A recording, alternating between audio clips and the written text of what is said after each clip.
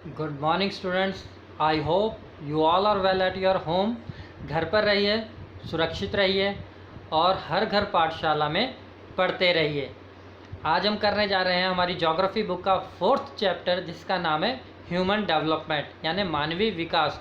इसके अंदर हम इसकी डेफिनेशन के बारे में करेंगे तथा हम देखेंगे ग्रोथ और डेवलपमेंट में क्या डिफरेंस होता है। तो बच्चों, ह्यूमन डेवलपमेंट का जो कॉन्सेप्ट है, यह सबसे पहले जो है पाकिस्तानी अर्थशास्त्री ने दिया, जिसका नाम है डॉक्टर महबूब उल हक।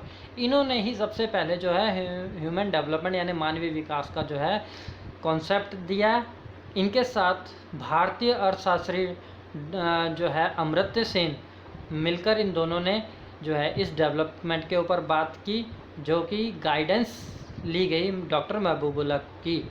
तो इसमें क्या बोला गया है? इसमें बोला गया है कि जो ह्यूमन है उसकी जो फ्रीडम है उसको इनलार्ज किया जाए, मतलब जो हमारी आज़ादी है उसको इनलार्ज किया जाए किसी भी कार्य को करने के लिए, तथा जो हमारी अपॉर्चुनिटी है किसी भी चीज़ को लेने के लिए, हमारी अपॉर्चुनिटी, कार्य करने की हमारी अपॉर्चुनिटी और हमारी वेलबींग, उसको इम्प्रूव किया जाए तो मानव का विकास संभव है।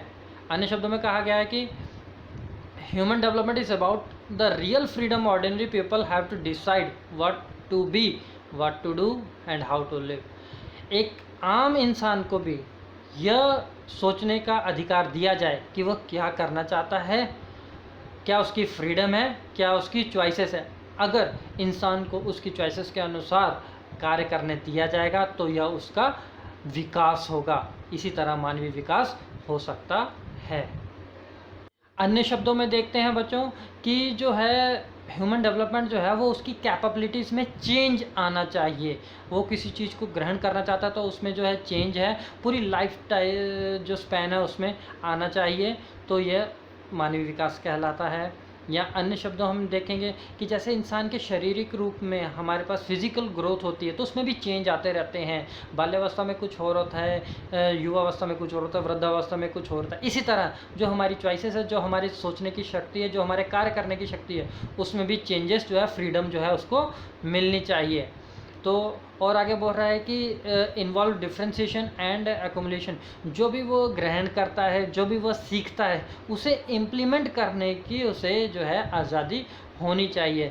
जैसे कोई बच्चा अगर डॉक्टर बनना चाहता है तो उसे डॉक्टर बनने दिया जाना चाहिए, उसी फील्ड में जाना चाहिए। ये ना हो कि उसको फोर्सफुली करके उसे इंजीनियर की फील्ड में डाल दिया जाए। तो मतलब इंसान की अपनी जो कैपेबिलिटीज़ होती है, अपनी जो चॉइसेस होती है, उस और काम करने जाए तो उसे हम मानवीय विकास कहते हैं। तो बच्चों, हाँ, इसकी आवश्यकता हमें क्यों पड़ी? मानवीय विकास की आवश्यकता क्यों पड़ी? तो मानवीय विकास की आवश्यकता इसलिए पड़ी क्योंकि इसके द्वारा ही हमें पता लगता है कि जो मानव का जो पूरा लाइफ स्पैन है, बचपन से लेकर बुढ़ापे तक, वो किस फील्ड में जाना चाहता था और क्या काम करना चाहता था और कितनी उसने उन्नति की। चाहे वो साइकोलॉजिकल हो, चाहे वो बायोलॉजिकल हो, चाहे वो फिज़िकल हो, हर क्षेत्र में जो है उसका विकास होता है और हर क्षेत्र में जो है उसकी उन्नति होती है। अगर वो सही राह में चल रहा है, सही उसकी उन्नति हो रही है, तो मानवीय विकास ठीक है। अदरवाइज़ जो है उसको कहीं ना कहीं रुकावट है। तो बच्चों, इसमें देखते हैं हम डायमेंशन ऑफ ह्यूमन डेवलपमेंट जो है, उसके जो डायमेंशन उसे हम दो भाग में बांटते हैं, डायरेक्टली इन्हांसिंग ह्यूमन एबिलिटी और creating condition for human development. जो डायरेक्टली इंसान को प्रभावित करती है वो कौन कौन सी है? Healthy life. देखिए बच्चों, जो व्यक्ति हेल्थी रहेगा वह अच्छे से कार्य कर सकें। सपोज़ अगर हम बात करेंगे विराट कोहली की, अगर विराट कोहली हेल्थी है तो वो देश के लिए खेलेगा, देश के लिए नाम कमाएगा, है ना। सेकंड पॉइंट है नॉलेज। नॉलेज जिस व्यक्ति का अच्छा होगा वो देश के विकास के लिए बात करेगा, कार्य करेगा। और थर्ड है स्टैंडर्ड ऑफ लिविंग। जिस व्यक्ति का स्टैंडर्ड ऑफ लिविंग ठीक होगा उसका विकास भी उतना ही अधिक होगा। अन्यथा डूज और डोंट्स में बहुत, पुअर और हैव नॉट्स में बहुत फ़र्क हो जाएगा। गरीब गरीब होता जाएगा और अमीर जो है और अधिक अमीर होता जाएगा। तो ये थे डायरेक्टली इन्हांसिंग ह्यूमन एबिलिटी। जो दूसरे हैं क्रिएटिंग कंडीशंस, जो कंडीशन क्रिएट करते हैं वो कौन कौन से हमारे आसपास जो है, वो पॉलिटिकल एंड कम्युनिटी लाइफ है। ठीक है, हमारे आसपास जो हमारा समाज है वो हमारे पर निर्भर करता है, हमारे विकास के ऊपर निर्भर होता है। जो दूसरा है इन्वायरमेंटल सस्टेनेबिलिटी, इन्वायरमेंट भी हमारा जो है विकास, मानवीय विकास में बहुत महत्वपूर्ण योगदान देता है। अगर हमारे आसपास का वातावरण अच्छा होगा तो उस तरह से हम लोग जो है, मानव जो है अच्छी तरह विकास कर पाएगा। इधर उदाहरण के रूप में समझते हैं हम, जैसे कि मुंबई में देखा है हमने, कोविड-19 के बहुत ज़्यादा केसेस बढ़ते जा रहे हैं। तो उसमें जो है जो धारावाही है, एक उदाहरण के रूप में धारावाही को लेते हैं, वहाँ पर केसेस बहुत ही ज़्यादा बढ़ चुके हैं, जिसके कारण पूरे मुंबई का जो, पूरे महाराष्ट्र का जो है, जो इसमें अफेक्टेड जो हैं लोग हैं वो 1 लाख से भी ऊपर हो चुके हैं। तो अगर वहाँ पर हाइजेनिक अच्छी कंडीशन होगी, अच्छा इन्वायरमेंट होगा, तो वहाँ पर जो है कम बीमारी फैलनी चाहिए। लेकिन वहाँ का जो इन्वायरमेंट है हेल्थी नहीं है, तो मानवीय विकास नहीं हो पाएगा। इसलिए मानवीय विकास के लिए ज़रूरी है अच्छा हेल्थी इन्वायरमेंट होना। नेक्स्ट आता है ह्यूमन सिक्योरिटी एंड राइट्स। जो हमारे राइट्स है, सिक्योरिटीज़ है, वो भी हमें मिलनी चाहिए। ये ना हो कि किसी भी इंसान को किसी भी केस में फंसा दिया जाए या उसके ऊपर इलीगल जो है कार्रवाई की जाए। तो इस तरह की फ्रीडम भी होनी चाहिए, उससे भी मानवीय विकास में बाधा पड़ती है। और है जेंडर इक्वालिटी, इसमें मैन और फीमेल को जो है वो समान अधिकार देने चाहिए। जैसे कि हम उदाहरण के रूप में समझते हैं, केरला में जो है वुमेंस को जो है समान अधिकार देते हैं, उनका जो है शिक्षा का स्तर अच्छा है, इस तरह उनका विकास भी बहुत अच्छा हो रहा है।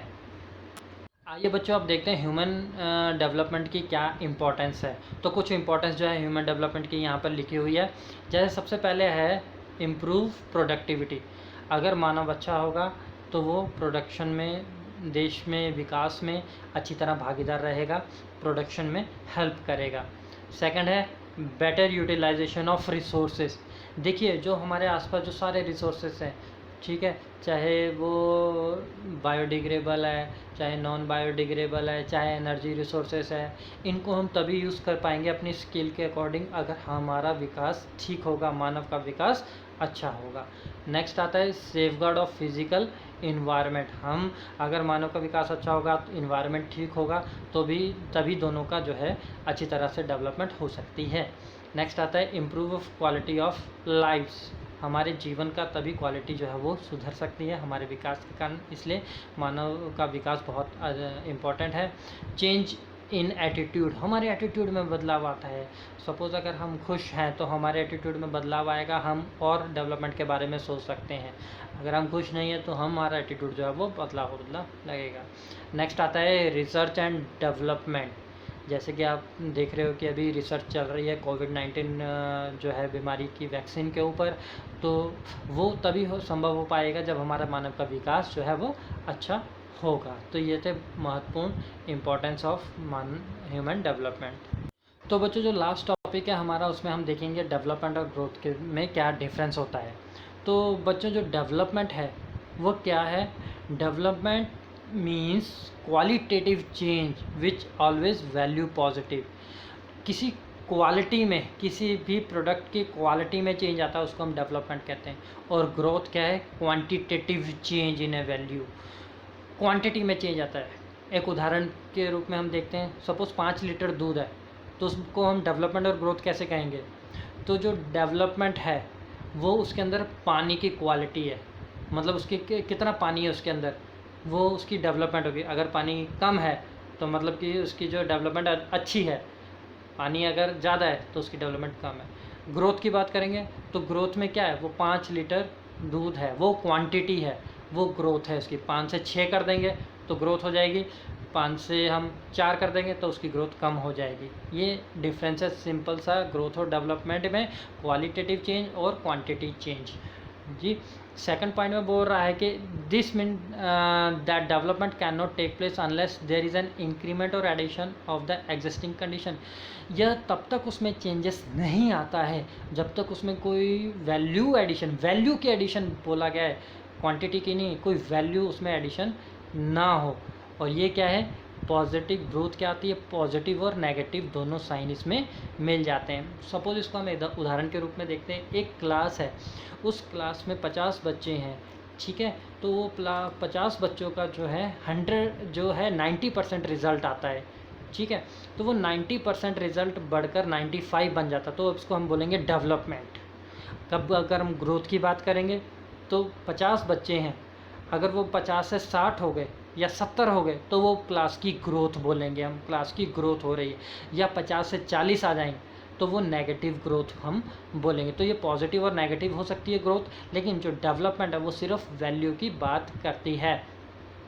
Development occur when positive growth take place, और जो डेवलपमेंट है वो हमेशा पॉजिटिव ही होती है, लेकिन जो ग्रोथ है वो क्या है, वो पॉजिटिव और नेगेटिव दोनों तरह की हो सकती है।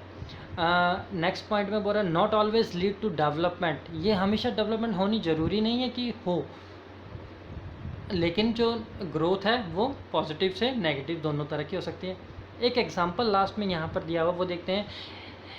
डेवलपमेंट में if the population of a city grow from 1 lakh to 2 lakh over a period, however if facilities like housing, provision of basic services and other characteristics remain the same, then this growth has not been accompanied by the development.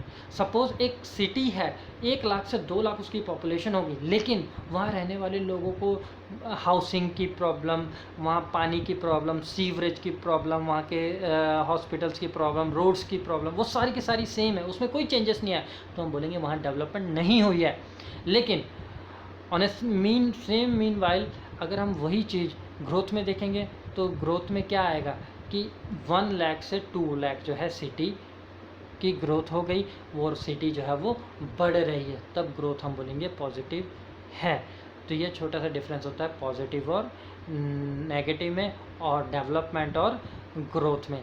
Development जो है वो quality की बात करती है और growth जो है वो क्वांटिटी की बात करती है। आशा करते हैं कि आपको यह टॉपिक समझ आया होगा। धन्यवाद।